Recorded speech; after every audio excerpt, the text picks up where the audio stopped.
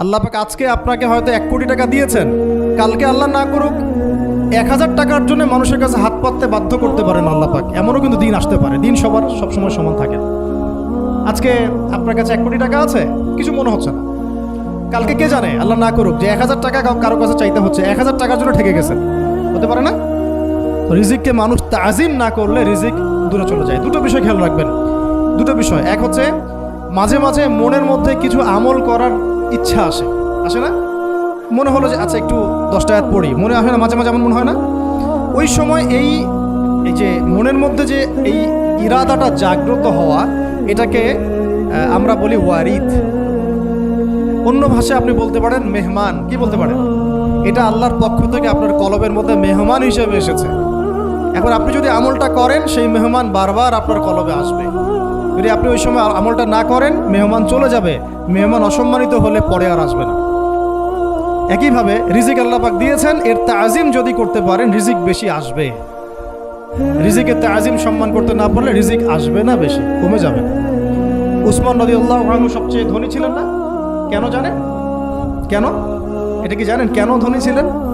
একে তো তিনি প্রচুর দান সদকা করতেন, এটা তো আপনারা জানেনই। আরেকটা জিনিস অনেকে জানে না, তিনি উটের পিঠে বসেছিলেন, কিছু একটা খাচ্ছিলেন, এই 2-1টা দানা পড়ে গেছে নিচে। উটের পিঠ থেকে নেমেছেন, নেমে সেই দানা উঠিয়েছেন, পরিষ্কার করেছেন, ধুয়েছেন, আবার খেয়েছেন। তার এই 2-4টা দানার কোনো কিন্তু মানে পরোয়া না করলেও চলে, তার প্রচুর অর্থ সম্পদ আছে। এত অর্থ সম্পদ যে তাবুক যুদ্ধের দিন 30,000 সেনাবাহিনীর দায়িত্ব নিয়েছেন। 30,000 সেনাবাহিনীর দায়িত্ব নিয়েছেন। সেনাবাহিনী যাবে, থাকবে, খাবে, তাবু টাঙাবে, সব দায়িত্ব তার। 30,000 সেনাবাহিনীর দায়িত্ব নেওয়া কি চারটাখানি কথা? তো এই সাহাবী এই কয়েকটা খাবারের দানা উঠিয়ে খেলেন। নবী সাল্লাল্লাহু আলাইহি ওয়াসাল্লাম বলেছিলেন যে তোমাকে আল্লাহ পাক রিজিক বাড়িয়ে দিবেন না কেন? তুমি রিজিকের যে তাজিম বা যে সম্মান তুমি করো, এর বদৌলতে আল্লাহ পাক তোমাকে বেহিসাব রিজিক দিবেন। দুইটা বিষয় খেয়াল রাখবো। আমলের মেহমান হৃদয়ের মধ্যে আসলে তাকে ফিরায় না দেওয়া, তাহলে সেই মেহমান কিন্তু আর আসবে না। মেহমানকে মূল্যায়ন করলে মেহমান বারবার আসবে। আর রিজিকের তাজিম না করলে রিজিক কিন্তু আপনার ঘরে বেশি বেশি আসবে। এমনি তো হারামের যুগ, এমনি সুদের যুগ, এমনি ঘুষের যুগ। অলমোস্ট এভরি ফ্যামিলি সুদখোর এখন, অলমোস্ট এভরি ফ্যামিলি। মেয়েরা স্পেশালি যারা শাশুড়ি টাইপের, আপনারা মাইন্ড করেন না, তাদের সাইকোলজি যে এতই নিচে নেমে গেছে এখন যে আমার মেয়ে জাহান্নামে যায় যাক, হ্যাঁ আমার মেয়ে জাহান্নামে যায় যাক, সমস্যা নাই, দুনিয়াতে সেজন্য ভালো থাকে। এটা কেন বললাম? একটা সুদখোরের ঘরে তুলে দিতে সে দ্বিধাবোধ করতেছে না, একটা দুর্নীতিবাজের ঘরে তুলে দিতে দ্বিধাবোধ করতেছে না, একটা ঘুষখোরের ঘরে তুলতে দ্বিধাবোধ করতেছে না, একটা মানে কি বলবো মাদক সেবী, ড্রাগ এডিক্টেড বা এই যে আর কি বলবো ফাসেক জালেম, এই ধরনের ঘরে উঠাই দিতেও সে দ্বিধাবোধ করছে না। 5তলা বাড়ি চাই আমার মেয়ে 5তলা বাড়ি থেকে সুখে থাকবে। এই যে সুখের ডেফিনেশন এখানে দিয়েছেন আপনার। এই জন্য কত হাজার হাজার মেয়ের জীবন নষ্ট করে দিয়েছেন আপনার। আমার কথা মাইন্ড করে না, হাজার হাজার মেয়ের জীবন মায়েরা নষ্ট করে দিয়েছে, শুধুমাত্র মেয়েদের দুনিয়াবি সুখ এর সংজ্ঞাটা বুঝতে ভুল করার কারণে। এর নাম যদি সুখী হইতো, তাহলে অমুসলিমরা সুখী না কেন? পশ্চিমারা সুখী না কেন? ওরা আত্মহত্যা করে কেন? এভাবে মেয়েদের জীবন নষ্ট করেছে। অথচ অল্প যদি হালাল রিজিকও হতো, আল্লাহ পাক তাকে বরকত দিতেন, সুখে থাকতো। আল্লাহ পাক আপনাদেরকে রিজিকের মূল্য বোঝার, তাজিম করার তৌফিক দান করেন, আমিন।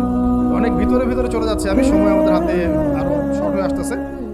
তো এখানে একটা কথা বলে দিব যে রিজিকের প্রসঙ্গ যেহেতু আসছে, যে হালাল খেতে হবে আমাদেরকে, হারামের দ্বারস্থ হওয়া যাবে না। আপনার স্বামী যদি হারাম খায়, আপনি স্বামীকে বুঝান, তাকে ওই চাকরি ছেড়ে দিতে আপনি উৎসাহিত করেন। আমি আপনাদেরকে একটা অনেস্টির সাথে একটা কথা বলি, যত এই যে প্রশাসনে যত ঘুষখোর আছে, ঠিক আছে, যত দুর্নীতিবাজ আছে, যত মাদক সেবী আছে, মাদকের ব্যবসায়ী আছে, যত সুদখোর আছে, এরা সবাই কেন এই খারাপ কাজগুলো করে জানেন? তার স্ত্রীকে ভালো রাখার জন্যে, তার মাকে ভালো রাখার জন্যে, তার সন্তানদেরকে ভালো রাখার জন্য। তাহলে স্ত্রী হিসেবে, সন্তান হিসেবে, মেয়ে হিসেবে আপনি বলবেন যে আমাদের এইসব ভালোর দরকার নাই আব্বু,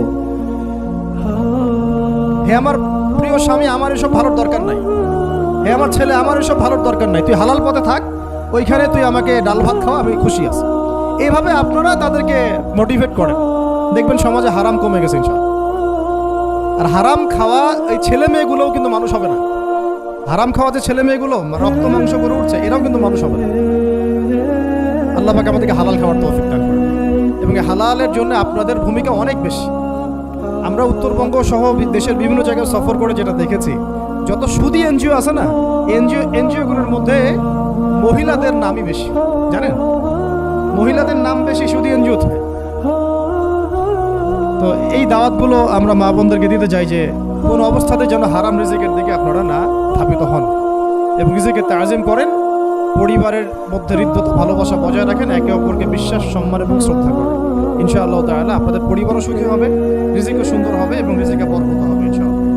এরপরে আমি আর একটা পয়েন্ট নোট করেছি, বলে শেষ করে দিচ্ছি যে এটা স্পেশালি আমি আমাদের ওই সব দিনই বোনদেরকে বলতে চাচ্ছি যে বোনেরা এখনো বিয়ে শাদী করেন নাই। সেটা হচ্ছে যে বিয়ে করার আগেই দিনের বেসিক লেখাপড়া শেষ করেন। এত পাগল হওয়ার দরকার নেই। চরিত্র হেফাজত হচ্ছে না, রোজা রাখেন, ঠিক আছে? দিনই পড়াশোনা আগে শেষ না করে বিয়ে করতে যায় না। বহু আলেমা যারা মাদ্রাসা লাইনের ছাত্রী ছিল, দিনই পড়াশোনা শেষ না করে বিয়ে পিড়িতে বসার কারণে কেরিয়ার ধ্বংস হয়ে গেছে। বিয়ে পরে করেন, আগে পড়াশোনাটা, তুলনামূলক পড়াশোনাটাকে শেষ করে নেন। তুলনামূলক পড়াশোনা শেষ করতে 18 থেকে 20 বছর বেশি লাগে না।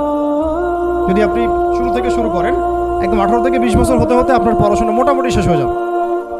আর যে সাবজেক্টগুলো বললাম আমি, ওইগুলোই বেসিক পড়াশোনা।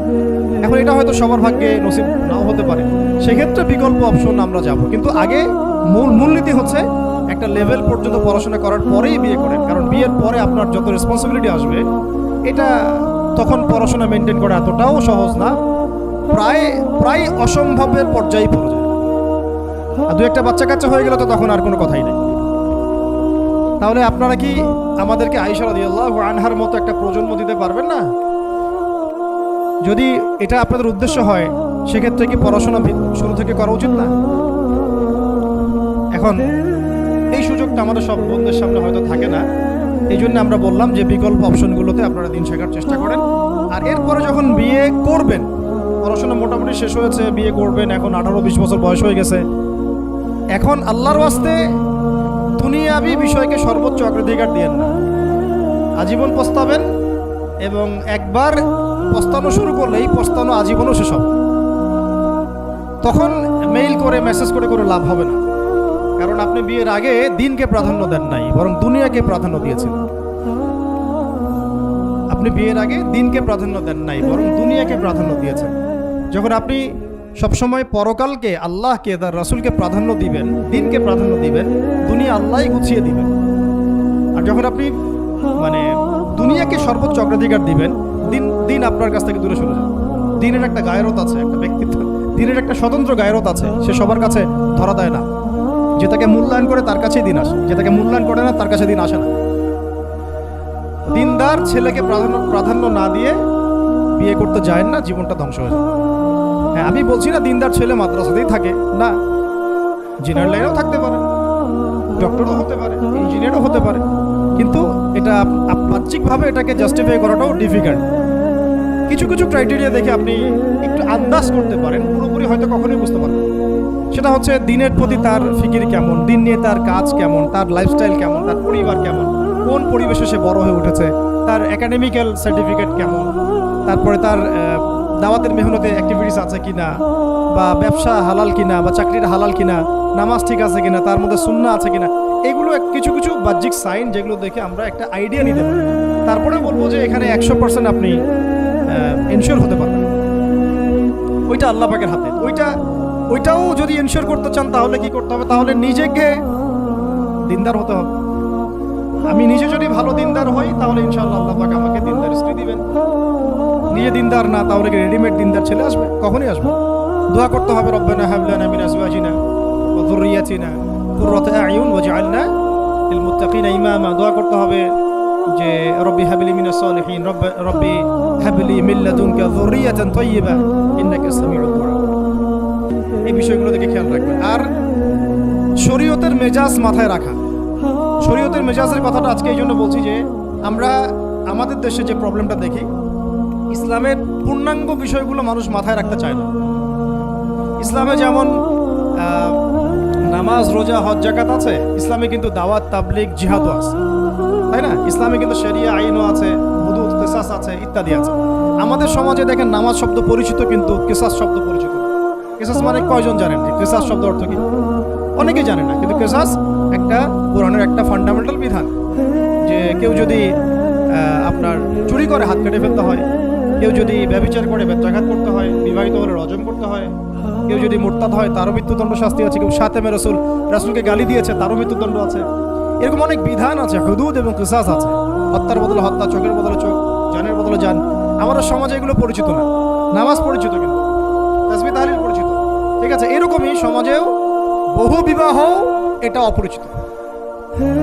হ্যাঁ, আপনি একটা বিয়ে করে বাইরে 4টা 5টা 6টা মেয়ের সাথে খারাপ সম্পর্ক করলে সমাজ এটাকে প্রমোট করে, এটাকে কাছে আসার গল্প নাম দেয়।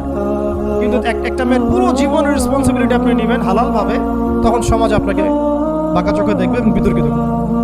আমরা এখনো ওই ইসলামের ওই মেজাজে যাইতে পারি নাই।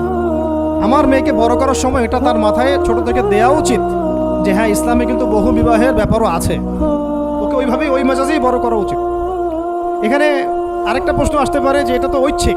অবশ্যই ঐচ্ছিক, কেউ চাইলে করতে পারে, কেউ চাইলে নাও করতে পারে, সবার উপর এটা ফরজ না, কখনোই না। এবং এটাকে আমরা বড় স্কেলে এটাই সুন্নত এটাও বলতে পারবো না। ওইটা একটা নির্দিষ্ট প্রেক্ষাপটে অ্যাপ্লাই করার বিষয় ছিল। এবার উহুদের যুদ্ধ হয়ে গেছে, অনেক মেয়ে এতিম হয়ে গেছে। এখন এই মেয়েগুলোর দায়িত্ব কে নিবে? বহু বিবাহের ব্যাপারটাতে আসলো তখন সূরা নিসার আয়াত যে তোমরা এখন পছন্দ হলে মাসনা সুলাসা রুবা করতে। এটা কাউকে ফরজ করা হয় নাই, কার উপরে ফরজ করা হয় নাই। যার সামর্থ্য আছে তোমরা করতে পারো, খালাস। ওই মেয়েগুলোর দায়িত্ব নিয়ে নেওয়া হলো রাষ্ট্রীয়ভাবে, এবং তারা সম্ভ্রম পেল, সম্মান পেল, গার্ডিয়ানশিপ পেল, তাদের সমস্ত অধিকার ফিরে পেল। এটা ইসলামের একটা বিধান আছে। একেবারে এটাকে বাদ দিয়ে এটাকে অস্বীকার করা, কুফরি করলে কিন্তু কোরআনের সাথে আপনার কুফরি হয়ে যাবে। আপনার নিজস্ব রুচিবোধ থাকতে পারে যে আমি এটাকে পছন্দ করি না, সেটা আপনার ডিসিশন, এটা কোনো সমস্যার কিছু না। এমনকি ইসলাম আপনাদেরকে বলেছে যে মেয়ের অনুমতি ছাড়া তাকে বিয়েও দেওয়া যাবে না। সবার নিজস্ব জায়গা থাকতে পারে, কিন্তু ইসলামের প্রত্যেকটা বিধানকে মাথায় রাখা যে এটা ইসলামের একটা অংশ। না হলে আমরা অনেক সামাজিক সমস্যার সমাধান দিতে পারবো। বাংলাদেশে এখন 6 লক্ষ মেয়ে আছে যারা এতিম, অবিবাহিতা, বিধবা, আরও বেশি। আমরা রাষ্ট্রীয়ভাবে তাদের কোনো ব্যবস্থা করতে পারবো না, সম্ভব না। এইখানে মেয়েদেরকে, যেহেতু মেয়েদের মধ্যে আমি কথাগুলো বলছি, এই জন্য আমি এই কথাটা টাচ করলাম যে ইসলামের পূর্ণাঙ্গ বিষয়গুলো আমাদের মাথার মধ্যে রাখা, যে আমাদের যেন এমন কোনো বিষয়কে অস্বীকার করে না বসি যেটা আবার আমাকে ঈমান থেকে বের করে দেবে। আমার নিজের আমল না হতে পারে, আমি নিজে সেটা পছন্দ না করতে পারি, বা আমার মতামত থাকতে পারে, সেটা আলাদা ইস্যু। কিন্তু ইসলামের বিধানগুলোকে আমরা কোনোভাবে যেন ডিনাই করতে না যাই, এটা আমাদের মাথায় রাখতে হবে। আর এটা সমাজের কল্যাণের জন্যই আল্লাহ রাব্বুল আলামিনের পক্ষ থেকে একটা ইখতিয়ার দেওয়া হয়েছে। আর দুটা বিষয় বলে শেষ করে দিচ্ছি, সেটা হচ্ছে ওই যে ইলমের কথা বলেছিলাম শুরুতে, এর সাথে আমি আমার ব্যক্তিগত জীবন থেকে বলছি আর 3টা জিনিস ইলমের সাথে খুব বেশি কানেক্টেড, এটা মাথায় রাখবেন। একটা হচ্ছে আদব। একটা কি? আদব। আদব রক্ষা করতে না পারলে ইলম অর্জন করতে পারবেন না। তাই আদব রক্ষা করার জন্য আমাদেরকে ওই জেনারেল লাইনে পড়াশোনার মেজাজটা ত্যাগ করে আসতে হবে।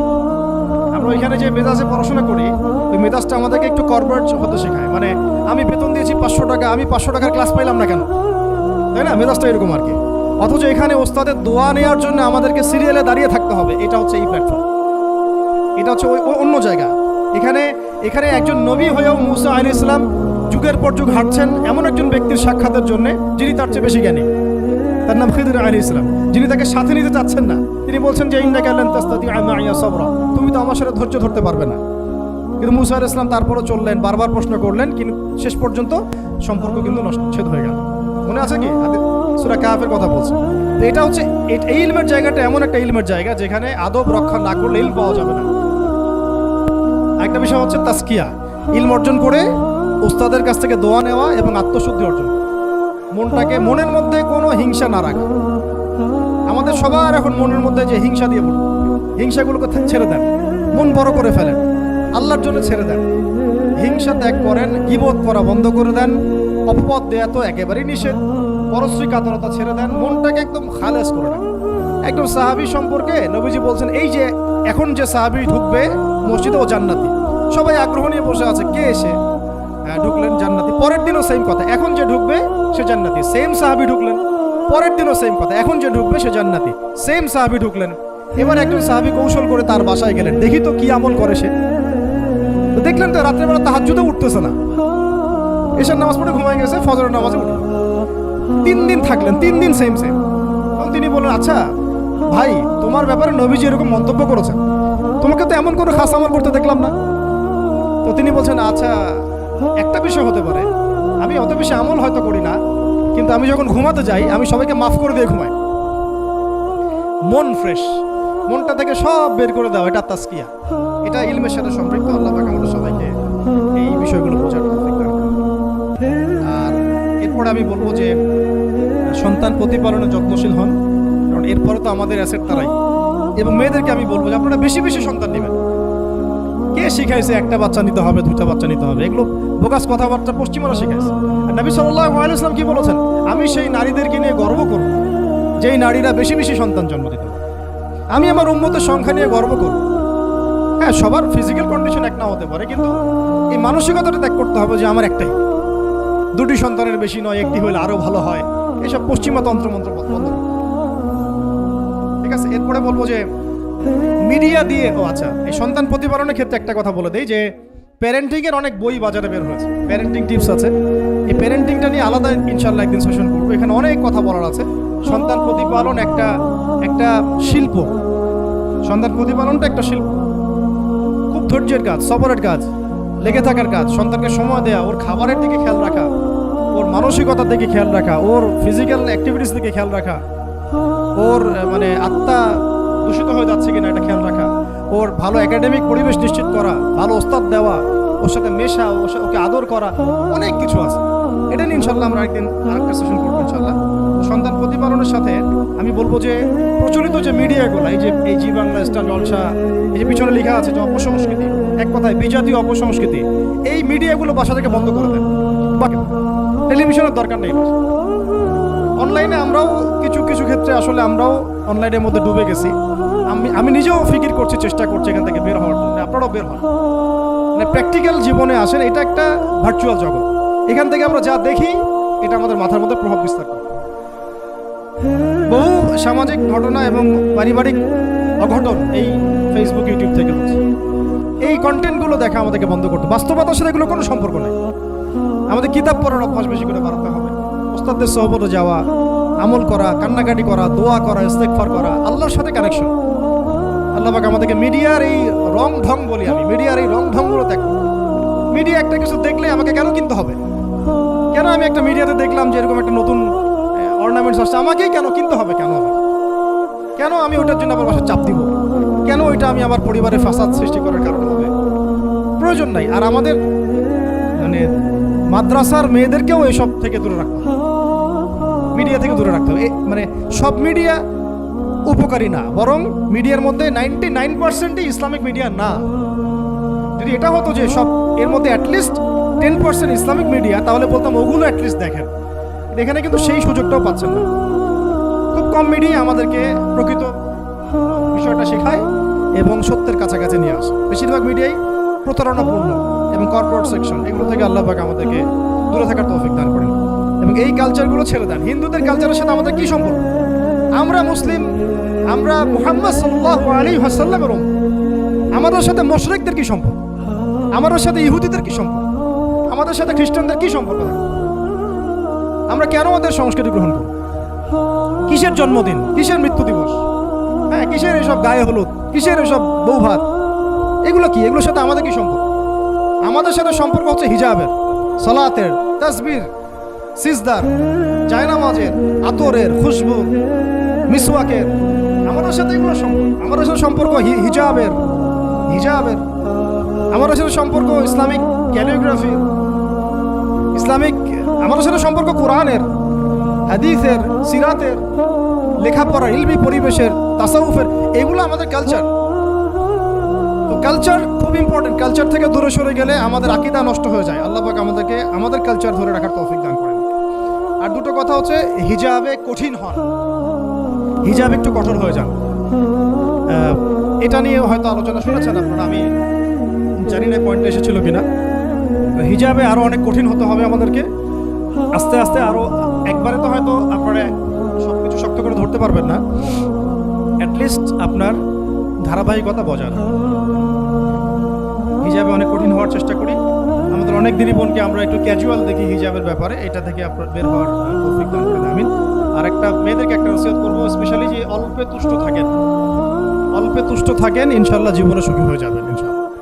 আর শেষ কথা হচ্ছে আলেমা হওয়ার চেষ্টা করেন, আলেমা হওয়ার চেষ্টা করেন, দায়ী হওয়ার চেষ্টা করেন, এবং মেয়েদের মধ্যে ব্যাপক দাওয়াতি কাজ করার চেষ্টা করেন। এইটা জীবনের লক্ষ্য উদ্দেশ্য বানায় নেন ইনশাল্লাহ। আপনার জীবনের লক্ষ্য যদি এমনই হয়, দেখবেন এমনই জীবন সঙ্গিনী আপনি পেয়েছেন যার জীবনের লক্ষ্য সেম, তখন দুজনে মিলে আপনি কাজ করতে পারবেন ইনশাল্লাহ। আমাদের এখন প্রচুর আলেমা দরকার, আমাদের প্রচুর দায়ী বোন দরকার, আমাদের মুআল্লিমা শিক্ষিকা বোন দরকার, ঠিক আছে? আমাদের প্রত্যেকটা ডিপার্টমেন্টে এরকম যোগ্যতা সম্পন্ন দিনী বোনদেরকে দরকার। এইটা তো আর একা আমাদের পক্ষে গড়ে তোলা সম্ভব না। সবাই আমরা যদি হাত লাগাই এবং আমাদের উম্মাকে নিয়ে ফিকির করি, ইনশাআল্লাহ তাআলা আজকে যে বিষয়গুলো আলোচিত হলো, এগুলো ইনশাআল্লাহ শুধু তাত্ত্বিক কথাবার্তায় সীমাবদ্ধ থাকবে না, ইনশাআল্লাহ বাস্তবেও রূপ লাভ করবে।